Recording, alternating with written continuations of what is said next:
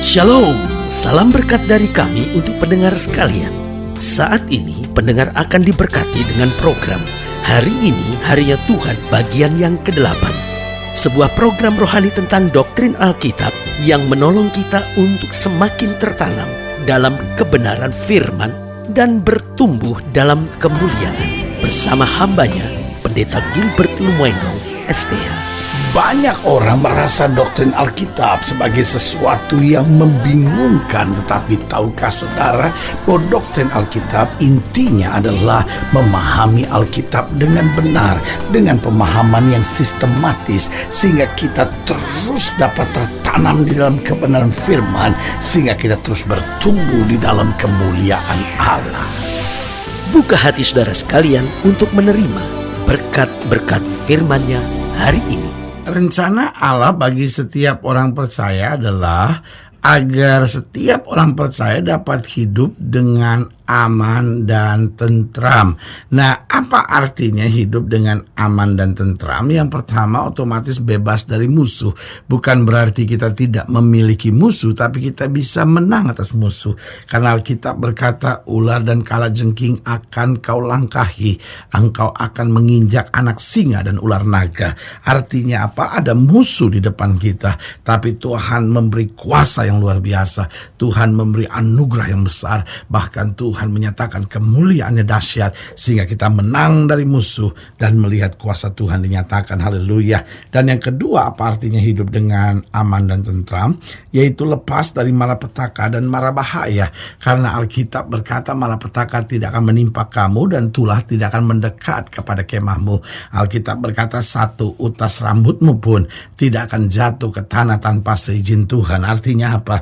Hidup Kristen tidak pernah perlu khawatir, hidup Kristen tidak pernah perlu takut, hidup Kristen tidak pernah perlu cemas. Kenapa? Karena kita lepas dari malapetaka dan mara bahaya. Karena kita dijaga, kita dipelihara. Bahkan Alkitab berkata, you are the apple of his eye.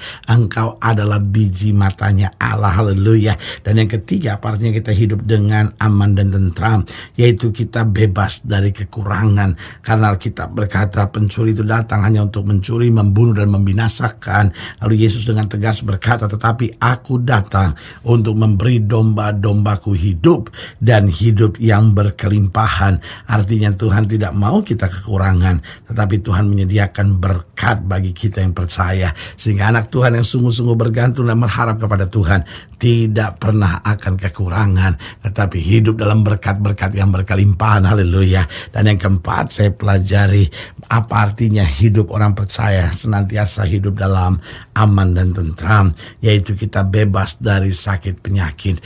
Karena Dia adalah Allah yang menyembuhkan kita. Yehova Rafa, Dia Allah yang menyembuhkan penyakit kita.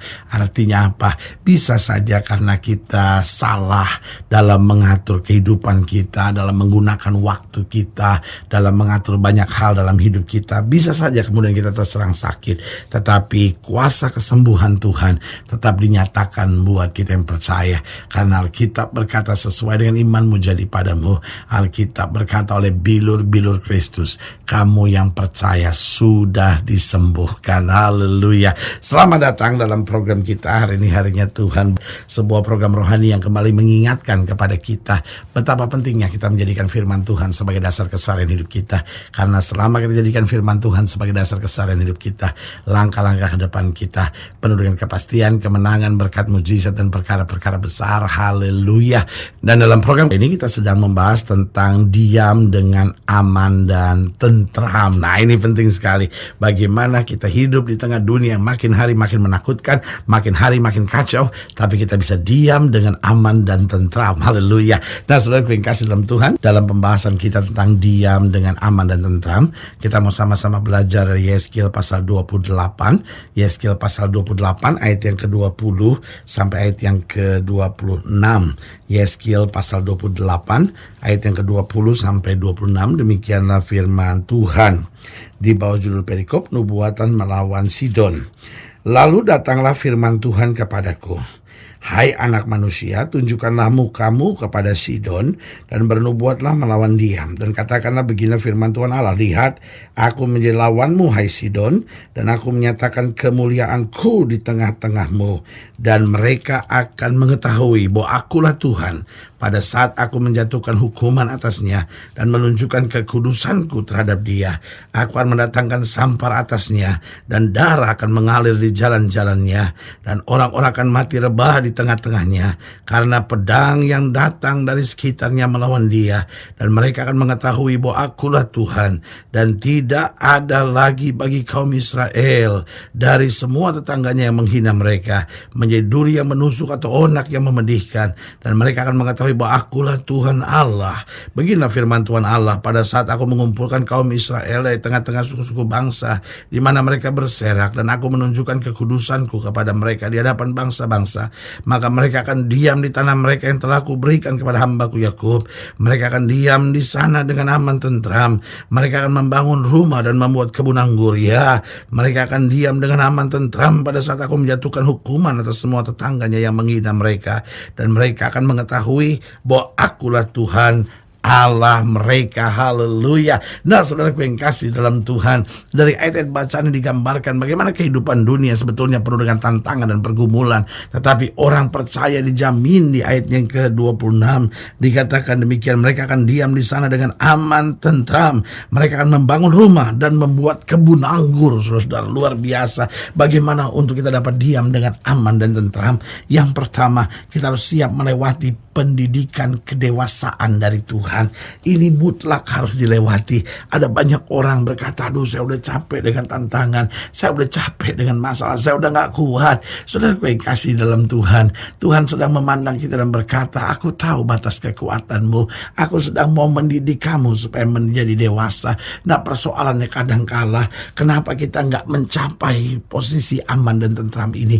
Karena setengah jalan kita sudah menyerah, kita gak siap melewati proses pendidikan kedewasaan dari Tuhan. Dan sebagai hamba Allah, saya mau ingatkan, memang proses pendidikan kedewasaan dari Tuhan itu berat, tetapi mengasyikkan. Artinya apa? Memang itu berat, tetapi hasilnya luar biasa. Karena itu saudaraku yang kasih dalam Tuhan, sebagai hamba Allah, saya mau ingatkan, mari kita tekun, mari kita sabar, mari kita kuat ketika melewati pendidikan kedewasaan dari Tuhan. Mungkin saudara berkata, apa itu yang termasuk pendidikan kedewasaan? Begini, kadang-kala ada orang-orang yang kemudian meremehkan kita, kemudian ada orang-orang yang memfitnah kita, ada orang-orang yang berlaku menyebalkan terhadap kita. Tapi kita harus belajar sabar, karena Alkitab bilang besi menajamkan besi, manusia menajamkan sesamanya. Lalu kita mulai melihat janji Tuhan, iya ya Tuhan, Tuhan sedang memproses saya, Tuhan sedang membentuk saya. Lihat Yusuf waktu berhadapan dengan istrinya Potifar, berat sekali saudara-saudara, sampai akhirnya dia difitnah, tambah berat lagi, dia dimasukkan ke dalam penjara. Bukan cuma berat, sekarang sangat menyakitkan, tapi lewat semuanya dia kuat, dia selesai melewati pendidikan kedewasaan dari Tuhan, dan Tuhan menyediakan berkat yang luar biasa. Itu sebabnya kalau saudara hari-hari ini sedang menghadapi masa-masa yang tidak menyenangkan, sebagai hamba Allah saya mau ingatkan, itu bagian dari pendidikan kedewasaan dari Tuhan. Mari kita tetap kuat, mari kita tetap maju, mari kita tetap memandang kepada Tuhan, dan kita akan beroleh kekuatan, damai sejahtera dan sukacita. Haleluya. Yang kedua, bagaimana agar kita dapat diam dengan aman dan tentram, yaitu kita harus setia selalu dalam perkara-perkara kecil. Ingat Alkitab bilang apa? Alkitab berkata kalau kita setia dalam perkara yang kecil, Tuhan akan memberkati kita dalam tanggung jawab yang lebih besar. Saudaraku yang kekasih dalam Tuhan, ini yang saya mau tekankan, ini yang saya mau ingatkan. Mari kita selalu setia dalam perkara-perkara yang kecil. Mari kita tekun, mari kita sabar. Kadang-kadang kita pikir, ini kan cuma perkara kecil. Tetapi inilah proses untuk mendapat tanggung jawab yang lebih besar. Karena kalau kita gagal untuk setia saja dalam perkara kecil, mana mungkin Allah mempercayakan kepada kita perkara yang lebih besar. Yang ketiga, bagaimana untuk dapat diam dengan aman dan tentram?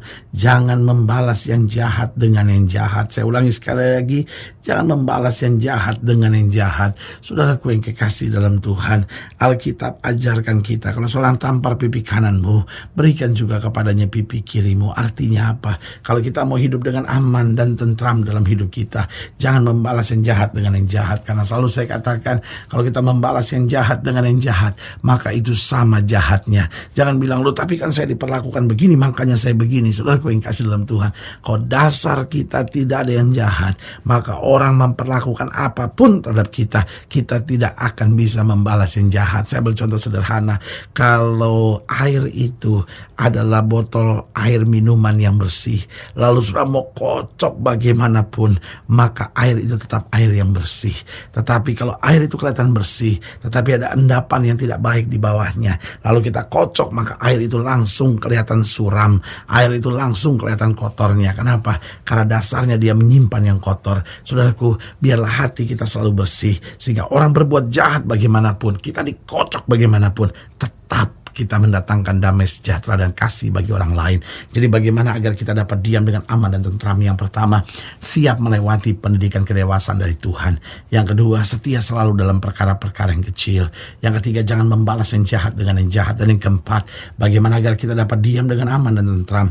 Jangan melakukan apa yang kita tidak ingin orang lain perbuat kepada kita. Ada sebuah hukum dalam Alkitab yang berkata, kalau kamu tidak ingin orang lain perbuat sesuatu kepadamu, jangan juga perbuat itu kepada orang lain. Artinya apa? Kita harus hidup dalam keadilan dan kebenaran. Kalau kita sendiri nggak suka, jangan buat. Kalau sudah nggak suka dimaki orang, jangan maki orang. Kalau sudah nggak ingin dibohongin orang, jangan bohongin orang. Kalau sudah nggak ingin difitnah orang, jangan fitnah orang. Kalau sudah nggak ingin diomongin orang, jangan omongin orang.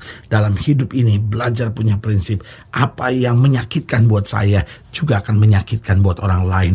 Apa yang baik buat saya, biar itu juga yang saya perbuat, sehingga orang lain juga menerima yang baik dari saya. Haleluya. Saudara gue yang kasih dalam Tuhan, saudara yang ingin dilayani lebih jauh, hubungi kami melalui telepon, melalui surat, kunjungi website kami, karena kami ada untuk membawa Bapak Ibu saudara senantiasa lebih dekat pada Tuhan dan mengalami kasih kuasa mujizat yang luar biasa. Haleluya. Secara khusus juga melalui program ini saya mau berdoa buat setiap saudara yang sakit, setiap saudara yang berbeban berat, karena saya percaya bahwa bagi Allah tidak ada perkara yang mustahil. Nah, saudara-saudara yang ingin didoakan secara khusus juga boleh taruh tangan kanan saudara di dada, dan kita akan berdoa. Mari kita berdoa. Bapa, dalam nama Yesus, hamba doa buat yang sakit, hamba doa buat yang berbeban berat, hamba doa untuk setiap mereka yang sedang menghadapi masa-masa yang sukar, karena hamba percaya bahwa bagi Allah tidak ada perkara yang mustahil. Bapa, hamba berdoa di dalam nama Yesus, Tuhan jamah yang sakit, Tuhan sembuhkan, yang lemah Tuhan kuatkan, yang susah Tuhan hiburkan, bahkan mereka taruh tangan kanannya di dada, karena mungkin hari-hari ini mereka penuh kegelisahan, kekecewaan, dan hari ini kami belajar untuk dapat diam dengan aman dan tentram. Hamba berdoa di dalam nama Yesus, Tuhan jamah, sehingga anugerah kasih, belas kasihan Tuhan senantiasa turun dalam hidup kami. Di dalam nama Yesus kami berdoa. Haleluya. Amin. Saudaraku yang kasih dalam Tuhan, kita sudah berdoa. Ingat, tidak pernah Allah lalai menepati janjinya. Inilah saatnya buat kita untuk bangkit, bersemangat, bersukacita dalam menghadapi segala perkara. Karena kita tahu Yesus hidup, Yesus berkuasa, dan selalu menyediakan yang terbaik buat anak-anaknya. Doa saya menyertai saudara. Sampai berjumpa pada program berikut, dan jangan lupa, jadikan hari ini harinya Tuhan. Haleluya.